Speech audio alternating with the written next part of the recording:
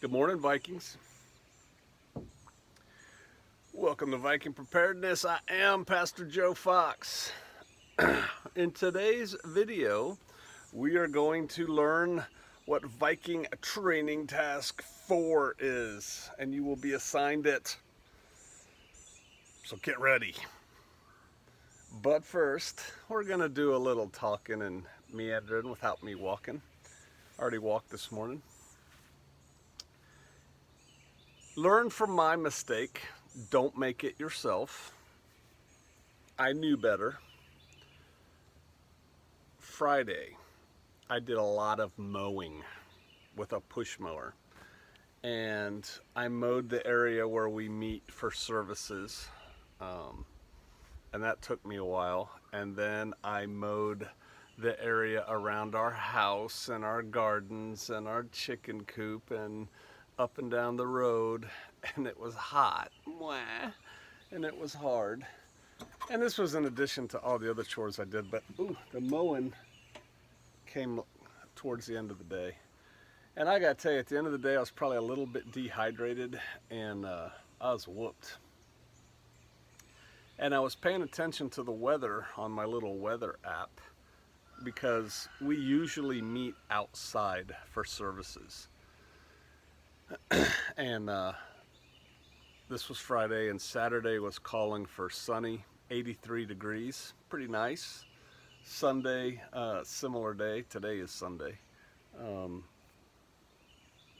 Monday, similar day. Tuesday, some rain. First rain in the forecast was Tuesday.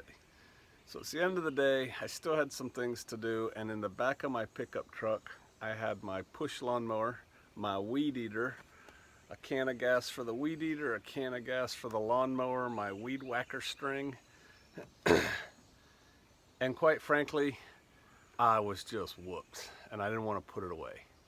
And I said, you know what? It's almost dark. It's not going to rain for 4 days. I'm just going to leave it there. Left the windows down on the truck and everything.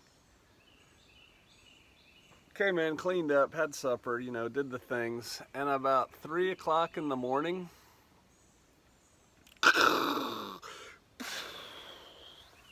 oh no, it's pouring. So I got up, I went out, rolled up the windows in the truck. And it was like 300 yards away from the house because I wanted to park it away from the house. Got the lawnmower out, the weed whacker out, the gas out, put it all away in the rain.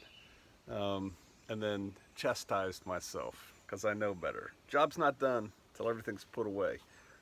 We need to schedule into our job time, set up and tear down, and most importantly, tear down. And you have to have a hard stop. Stop work, put everything away. I know that. I usually do it. I failed to do so. I paid the price.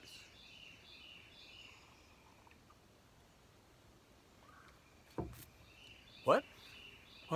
What is that shirt I'm wearing, you ask? Why, this is my new t-shirt. It says,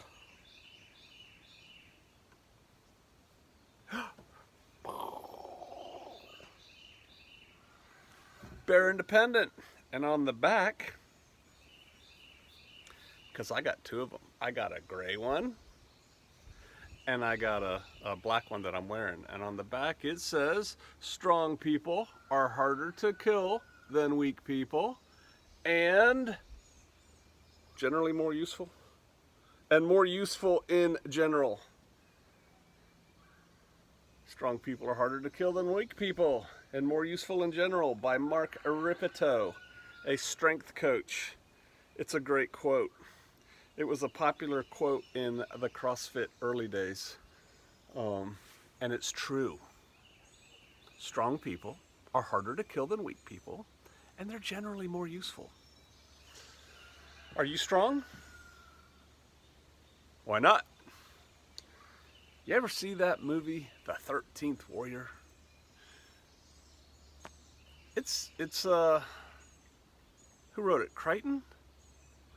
From a short story called The Eaters of the Dead, and half of it is based on truth. The reason we know a lot about Viking culture is because an Arab traveled with them, and the Arab could write. Vikings really couldn't write. Runes don't count. And an Arab traveled with them and wrote down their daily cultural life. And but in the movie, guy playing the Arab, Antonio Banderas, they give him a sword, and he's like, "Ugh, this is too heavy. I can't wield it." And the guy looks at him and laughs and goes, "Grow stronger." Are you strong? Why not? If you say yes, awesome. Help somebody else to get strong. What is strength? I'm talking about physical strength. Being able to lift heavy things, being able to go distance, yeah, that's strong, right? Women can be strong too. Ask Sister Kate.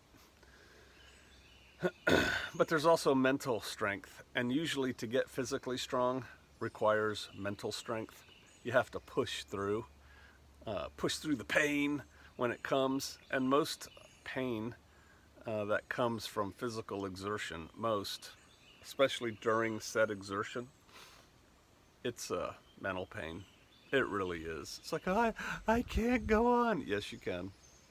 Push. You can always go further, lift more, go faster. You always can. So most of that's just mental, getting over it. And there's spiritual strength. When life just seems like, it's going against you, man, what do you draw on? Physical strength isn't really going to help you at that point. Mental strength, maybe a little. Spiritual strength, you need that. I can do all things through Christ who strengthens me, right? Don't worry, I'm not turning this into a sermon. Hey, so that's that. Put your tools away. Work it into the job. Get stronger. I will leave a link. I've got to find it first, but I'll find a link if you're interested in getting one of these super cool t-shirts from the Bear Independent. I have no idea what they cost. Mine were free. Oh. Okay. Viking training task 4. You just tore apart your bob, hopefully. You went through it again. Hopefully you got rid of everything you didn't need and you put in there the things you do need. Please remember the purpose of a bob. The bob is merely to get you from where you are to where you need to be alive. That's it. It's not to go camping. It's not to cook pastries by the side of the trail. It's to get from here to there. A lot of people lose sight of that. It's basically a survival kit on your back. The common wisdom is you need 3 days worth of supplies. Why 3 days? Why not 2 days? Why not 4 days? Why not 30 days? Here's why. It came out of, I suspect, the FEMA, Red Cross, all those people getting together on doing a kit. Have a plan, make a kit, dun dun dun dun dun. They had some little ditty that clearly didn't stick in my head. But basically they said have a 72-hour kit in your house that you can just stay at home, shelter in place in the event of some kind of disaster, and with no heat food, like cans of Chef Boyardee or something. You don't have to heat it up. Water, medical supplies that you need, da da da da. They also said that you should have a kit that you can grab and go. Could be the same kit, might be a different kit, that you can literally grab this and go, or grab this bin, throw it in your car and go, in the event you had to flee your home. And again, they recommended 72 hours. Why? I hear a jet. Why 72 hours? Because typically that's how long it takes the government organizations to get their act together and come start delivering water and food to the people. George Bush caught a bunch, I think the younger, right? Caught a bunch of flack for Katrina because of all the suffering that went on with the people. And, where was the government? Do you know the government was there within 72 hours with food and water? But it took about 72 hours. And so they know that. They know how long it takes to spin things up. And so they're like, yeah, you're going to be on your own for about 3 days. And then that translated over to the Bob. When you consider a bug out bag,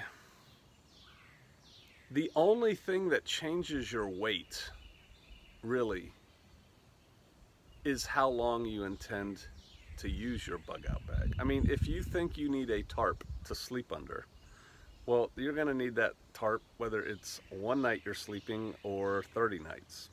If you need a lighter to start a fire, that lighter will start a fire for 1 day, 2 days, 3 days, 10 days, right? So going longer with your equipment, it doesn't require more weight. Now, winter requires more than summer, as far as clothing and sleeping bag and stuff like that goes, more weight. But where it starts adding up is food.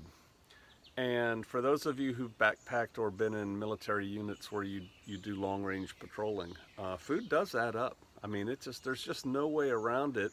The calories weigh, right? And 3 days is about the most that most people can carry before it just starts getting cumbersome. Now, I know there's all kinds of people out there who carry, like a week's worth of food, 10 days worth of food, and dun-dun-dun-dun-dun. But most people, right around 3 days is the mark. Now, here's the thing. Your Bob is to get you from point A, from where you are, not necessarily point A, from where you are to where you need to be. Is that 3 days? I don't know. You know. You should know. You should know where you're planning on going. And you need to have that Bob capable of sustaining your life over that distance. Now, if it's a 5,000 mile, that's ridiculous. If it's a 1,000-mile journey, you're not going to be able to carry enough food. You're certainly not going to be able to carry enough water, right, for that much time. So you're going to have a means to collect and purify more water. And you're going to have a means, ideally, to just recover caches of food that you've put in. Because if you start trying to play, well, I'm going to fish my way across the country, or I'm going to trap, squirrels and rabbits to feed myself, well, you just really slow down your movement to get to where you're going. And the point is to get to where you're going, not to hang out here and be like Swiss Family Robinson, right? And so you're probably going to have to put some food caches in along the way, or pick a different bug out spot. So there's that. I keep dropping this shirt because it rained last night too, even though it wasn't supposed to, and I don't want to get it wet. So, your Bob, what's in it? For 13 years, I ran the, what did I call it? Mosby's men on here helped me. As a matter of fact, I think it was his idea. I think I should give him credit. I think he said, let's do this thing. And we called it the National Winter Bug Out Bag Exercise. And so for 13 years, I hosted one. And we had about 20 people-ish, sometimes less. One time, much less people come to it every year for 13 years. And typically what we would do was meet at a parking area, get out of our cars. In the early days, we all traveled in civilian clothes and put on camouflage man when we were bugging out. But we'd get ourselves sorted from our cars. We'd grab our bug out bags and we would hike for about half a mile through rugged terrain, but only half a mile. And that hike would kill people. It would just kill people because they would show up with these bug out bags like this big, right? And all the guns in the world strapped to them like they're some pirate or something. And we'd hike in, we'd set up camp, and we'd usually have classes and hang out and do things. We'd go purify water. We'd take like a mini patrol to get water and that kind of thing. But basically we were sedentary. We were not going from where we were to where we needed to be because, quite frankly, I could get 20 people to bring their bobs and camp out for 3 or 4 days. I couldn't get 20 people to bring their bobs and let's hike all day, every day for the next 4 days. Nobody wanted to do that. But that's really what your bob's for. It's just to get you to where you're going. That's all it is.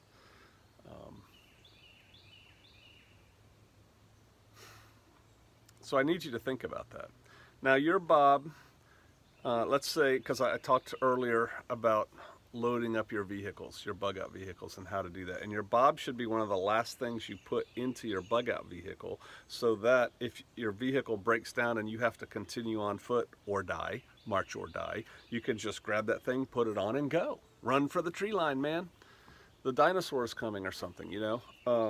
So it should be last packed. And so, yeah, you may never have to carry it, but then again, you may. That's the purpose of it. If you knew you were never going to have to carry your bob, you'd pack all your stuff in just boxes. They stack easier in your car, right? So you have to be able to carry your bob. If you can only carry 5 pounds, then you got to decide what you're going to put into that 5 pounds to help you survive getting from here to Tulsa. It's my example that I use.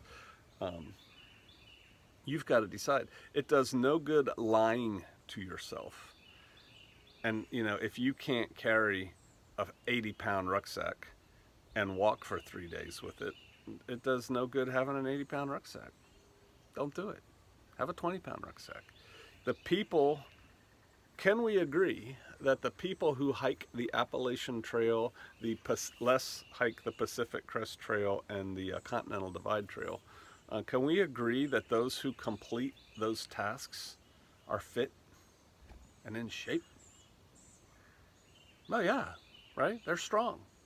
They're strong physically, they're strong emotionally, they're strong, probably half of them spiritually, but they're definitely strong physically and mentally to accomplish those long treks. Do you know the Appalachian Trail, like the average hiker's rucksack's 35 pounds? And that's like everything. They're not also carrying their war belt and their rifle and all this stuff. It's 35 pounds. These fit people carrying a 35-pound rucksack, which, you know, a lot of high schoolers' day packs weigh that much, you know, just going to school. These fit people do about 15 miles a day on the trail for, you know, 5 or 6 months. 35 pounds. On the Pacific Crest Trail and the Continental Divide Trail, rucksacks are a little bit heavier because it's harder to get to supply points. So you got to carry more. But then again, I don't think many go over 50 pounds.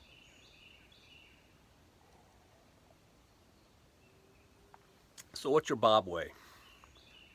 I would like a comment down below this video, please, of how much your bob wet, meaning with food and water in it, how much it weighs.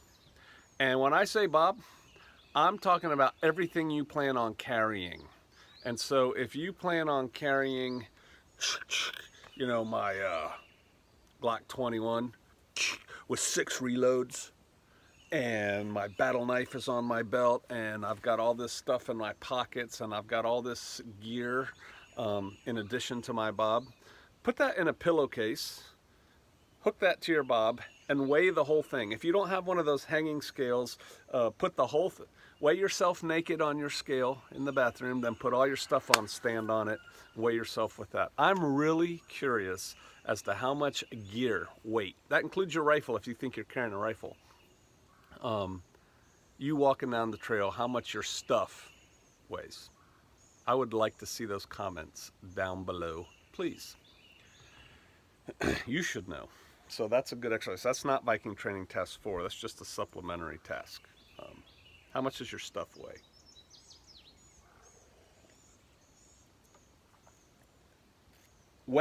And I just had a long conversation yesterday and it made me want to do it again, but I'm probably not going to. When I used to run ultra marathons, and I would run 30 miles every Saturday just for training.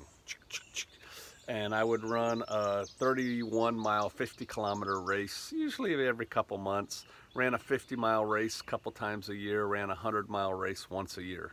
I ran a 100-mile race 2 times only, but and then I kind of tapered off that and did like the 50-milers and things.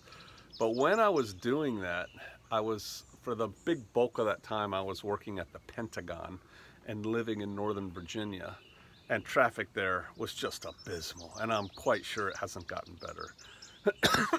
And I lived like 12 or 17 miles, I can't remember now exactly, as the crow flies from the Pentagon. But, you know, the roads that I had to take made it longer, but, you know, straight line. And I remember thinking, if this place goes to chaos, I got a lot of terrain to cover here just to get home if my car doesn't work or if it's just jam. Because, you know, I've got little children, I have a wife, and capable as she is, I don't want her going through this nonsense alone. I'm getting home, right? And I will not sit in traffic for 10 hours while the world is falling apart. I'm getting home. It's only 12 miles or 17 miles. And back then I was ultra running. And one of my ideas was, you know, because this was before they even invented the term get me home bag. You know, there were bug out bags, that was it. I'm like, because I took my gym stuff to work every day, I'll just put on my running shoes and run home.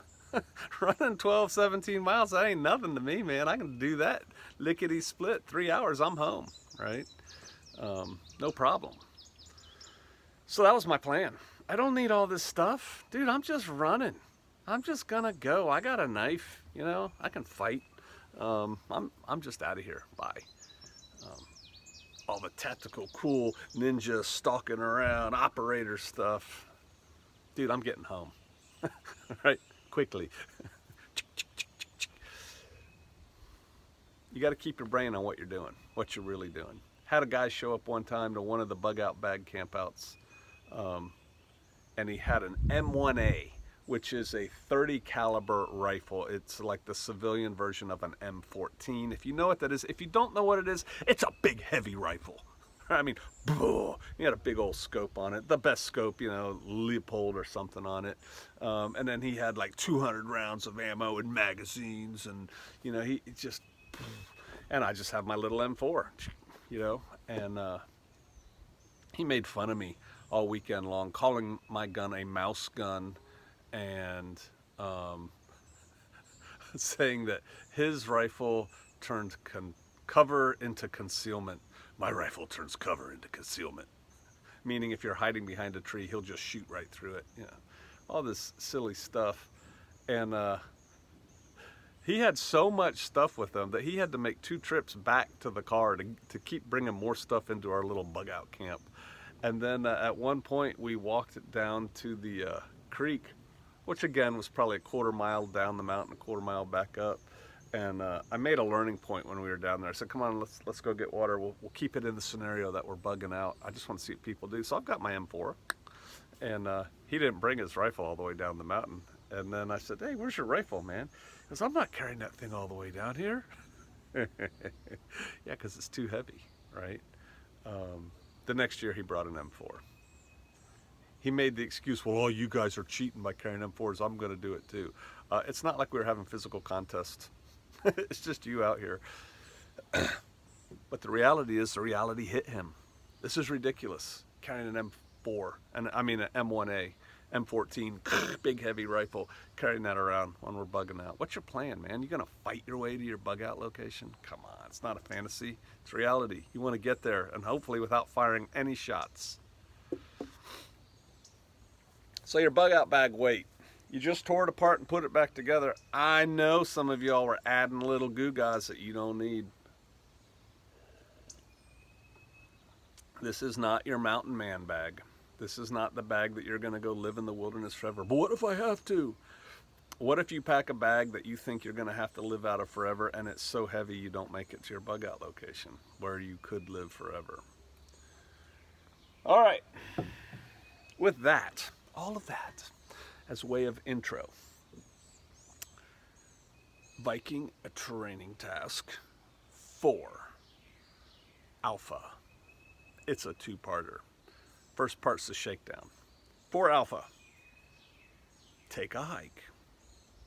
What I want you to do is take all the stuff, your bug out bag and any accoutrement you think that you're also going to carry when you bug out on foot. And I want you to go take a walk Walk with a purpose, meaning don't like walk like da da da da da. You're walking your little frou-frou dog. You stop to let it pee. You walk your little dog. It poops. You hopefully brought a plastic bag to pick it up. No, you're walking from here to there, right? So walk. I want you to grab all your stuff and walk for an hour, just an hour, but with your bug out bag stuff. Walk for an hour. You can do it in suburbia. Walk out your front door, turn right, walk for 30 minutes, turn around and walk back. If your plan is, well, look, my plan is, most of my stuff's going to be through the wilderness, and I am carrying my bazooka and my machine gun and, all this other stuff. Okay, if you think you're carrying a rifle when you bug out in your hands, that would not do. Walking through suburbia with your rifle in your hands, as legal as that may be, open carry's constitutional, man. Probably not smart. Get a stick, though. A stick. It could be a 2x4. It could be a walking stick. It could be a piece of PVC pipe. I don't care. I'm not worried about the weight. You don't have to simulate the weight of your rifle. But what you have to do is carry it like a rifle. 2 hands on it when you walk. Here's why.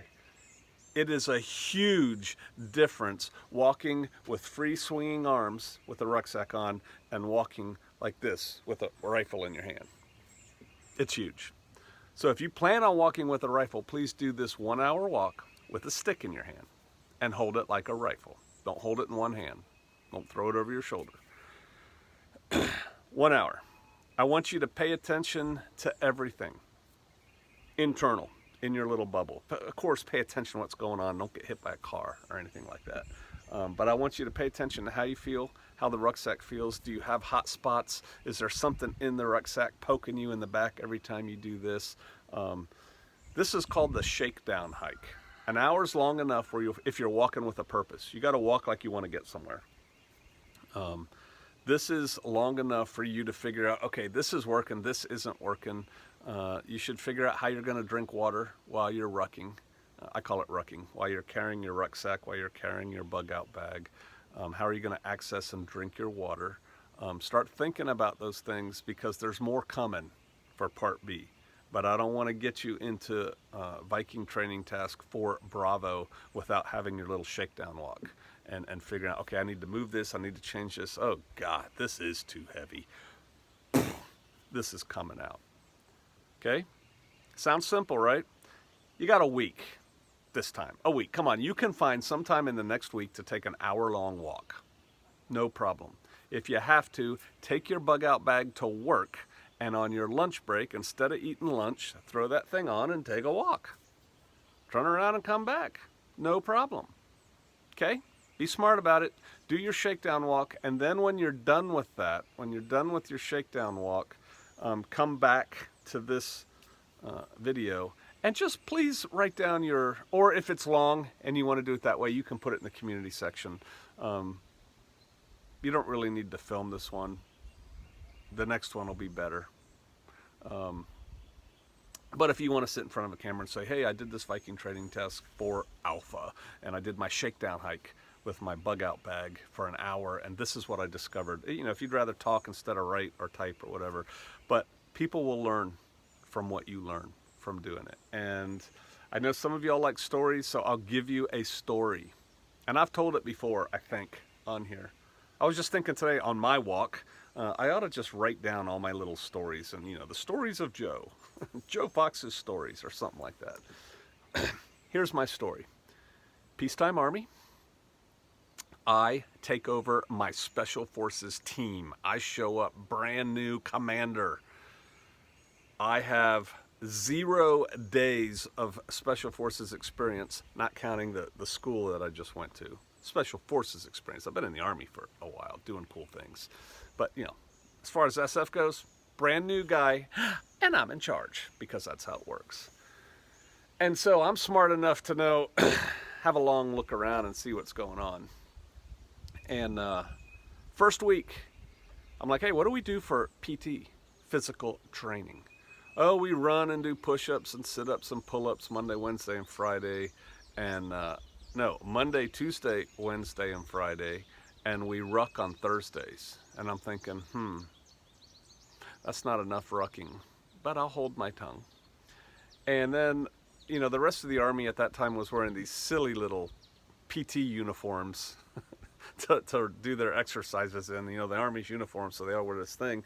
And I showed up the first day for PT in my Army PT uniform.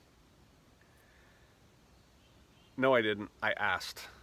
I did. I remember that now. I was planning on showing up my Army PT uniform, but I'd come out of the Q course, and the Q course had its own, Special Forces course, had its own uniform. So I said, hey, what do we wear for PT? They said, whatever you want.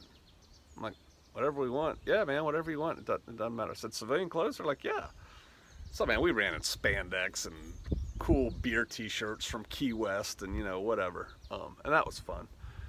And then so on Thursday, when we were rucksacking, I said, okay, what do we wear to rucksack? No, I didn't ask that one. I showed up in BDUs, the Army camouflage uniform. And all my guys are wearing the same things they were wearing for PT. Just spandex, and because spandex was cool then. And running shoes. I'm like, what are you guys doing? And really hasn't changed a whole lot. SF are steely-eyed killers. They can go anywhere and do anything, and they are the biggest bunch of whiners internally. Oh my God. And they're like, well, hey, this is just a conditioning hike. I mean, we're not out there doing anything tactical on these road marches. This is just getting us used to carrying the weight, and so, blah, blah, blah. And so we do this rucksack march, and I'm kind of stewing the whole time because we're just carrying our rucksacks with like what I'm wearing now, in tennis shoes. And I said, okay, first of all, first change, new commander, we are rucking on Tuesdays and Thursdays. Oh, sir, come on, we're going to break down our bodies and yada, yada. Now we're rucking on Tuesdays and Thursdays, and we're wearing BDUs, and we're wearing our harness, our combat harness. Oh, whoa, whoa, whoa. Bah, bah, bah. Oh, my God, the whining. Do it. And so we show up on Tuesday. Everyone's grumbling. They're all mad because they haven't done this for the last 6 months. And they've got their harnesses on. They throw their rucksacks on. We're wearing BDUs, and we go hiking, and we're not going down the road. We're going through the woods. We didn't get 200 yards, and my medic's like, stop, stop. We had to stop. He had to make an adjustment. His harness was actually eating a hole in his back from the way his rucksack was pushing on it, and the little metal meat hooks that are on there were pushing in his back. And actually, he had like a wound when we got done. Had to do that within the first couple 100 yards. And so I used that as a learning point. I said, guys, this is why we do this. Train as you fight. If we had jumped into North Korea last night and started walking, we would have had to stop just to adjust this stuff. Same thing with you when you're carrying your bug out bag.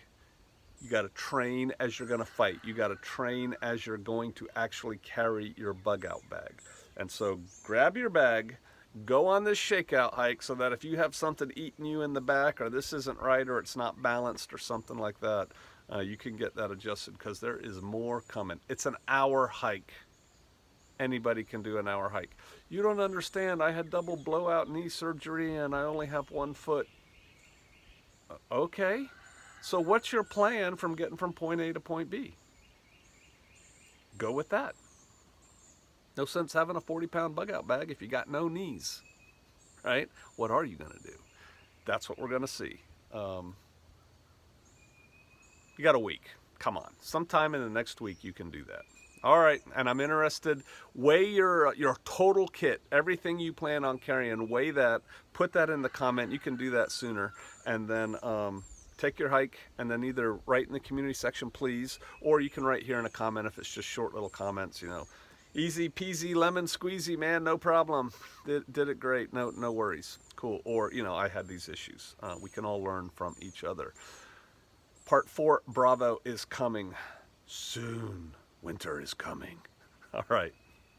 I'll see you out there.